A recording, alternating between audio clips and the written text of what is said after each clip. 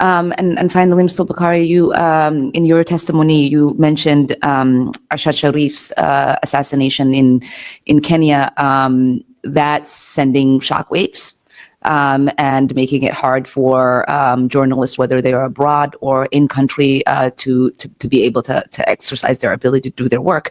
Can you elaborate a little bit about how has that shifted the culture for folks within country, not just those outside of the country?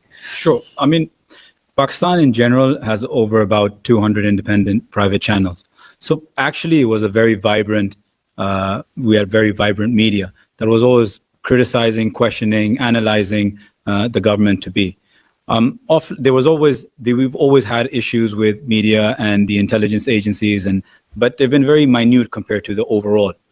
This time you see all your top, after Arshad Sharif's death, you see all the top 5-10 journalists who are the best anchors in our country are either in exile or they've taken gardening leave sabbaticals. Kashif Abbasi is probably one of the biggest anchor. I think you met him in your last trip. He's one of the best anchors in the country, if not the. He's on gardening leave, and reason is because he refuses to talk about weather, on a 9 o'clock show. I'm being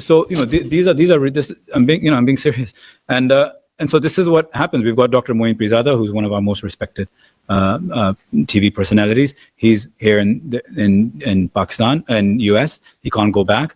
And this is happening now across the board. You'll see a lot of people moving towards these YouTube channels. Hence, last week you saw the magistrate court's order. I would just like to say, if I may, Congresswoman, is that when you asked Jared about what's coming, just recently, due to the 26th Amendment, our reserve seats were snatched away and stolen from us. Our reserve seats, believe it or not, are of women, are apportionment of what you have in Parliament. And despite the brutal rigging that we had in the 2024 election, the portion of what you win in the National Assembly, you get given reserve seats, which are for basically women and non-Muslims. Those were snatched all away from us. What's coming in the coming days or weeks is that you're going to see this government now is going to, and the military courts are going to convict even more MNAs, members of National Assembly, in the May 9th cases, in the garb of these May 9th cases. So we're probably going to end up losing another 20 to 30 seats in Parliament because they're going to be convicted for either 10 years or 10 years. So we're going to have less of a majority because despite all of this, we were the single largest party in Parliament still. So in the coming days, weeks or months, you're going to see them try to decrease our number even further so that they can strengthen themselves.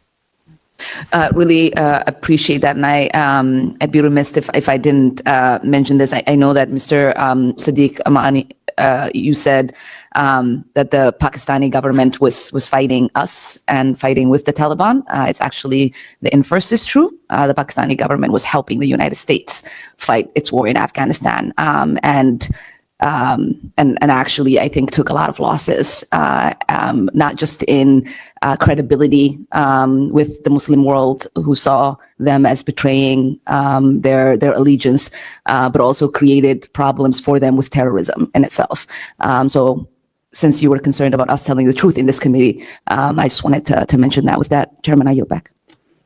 Thank you very much. Just to conclude, as a pivot from this hearing, we will press hard for the religious freedom sanctions to see if that can be done. Raise all of these issues, obviously, with the administration. We'll do a letter, again, to the Pakistani leadership asking for Khan's and his wife's release and all the other prisoners, and pivot your testimonies as being another major wake-up call to Congress and the executive branch from totally responsible and incisive testimonies that you have provided. So I thank you for that. We'll get working on that letter. Any thoughts that you have as how we should draft it? But your testimonies speak for themselves, and that will help. I worked closely with Shahbaz Bhatti, who was horribly assassinated in 2011. Met with him many times. He really had this belief that there could be religious pluralism, that there can be coexistence, and he believed it to his bones and to the core of his being, and yet he was assassinated. I met with Benazir Bhutto many times, going as far back as the Cairo Population Conference when she was there, or the women's it was in Beijing, and she was a very, very articulate, effective leader. Whether you agree with her politics or not, I agreed a lot with it, but she was very effective. She was assassinated.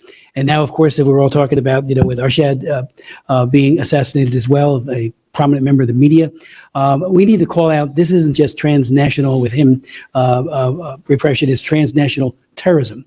And we need to make sure that the government knows that we hate it, and we're going to speak out against it and use sanctions to the best of our ability to try to mitigate it. I would point out that presidents have a propensity to meet with all sides. I chair the China Commission. I've worked on human rights in China. I've chaired 107 hearings. I'm barred from going to China these days. I'm barred from going to Minsk these days, Belarus, because of the Belarus Democracy Act, which I wrote in 2004, and have done 3 since.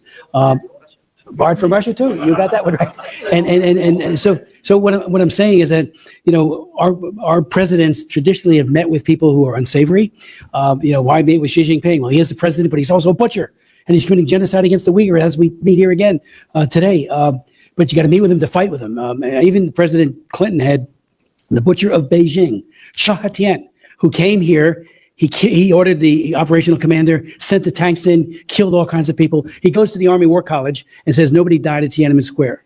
I put together a hearing within 2 days, had all of these witnesses who saw it, including the Time magazine correspondent, a editor from the People's Daily who went to prison for trying to report on the truth. And we had an empty chair. We invited him to come too. But he went to the White House. He was now defense minister, promoted because of his brutality. And I did ask the president, don't do that, please, but he did it. But that said, unsavory people, and we got to make sure that when they have that conversation in the White House, it is no holds bars. And they say, look, you may be the chief of staff of the military or whatever you might be, but we find this absolutely objectionable. We're going to speak out. So we're going to follow up on everything. Your testimonies, your courage is extraordinary. And I can't thank you enough for it. And thank you, Jared, for always being a man of so many great ideas. And, we've worked with Jared on a lot of countries around the world, and he is all in on Pakistan. And I thank you for that. The hearings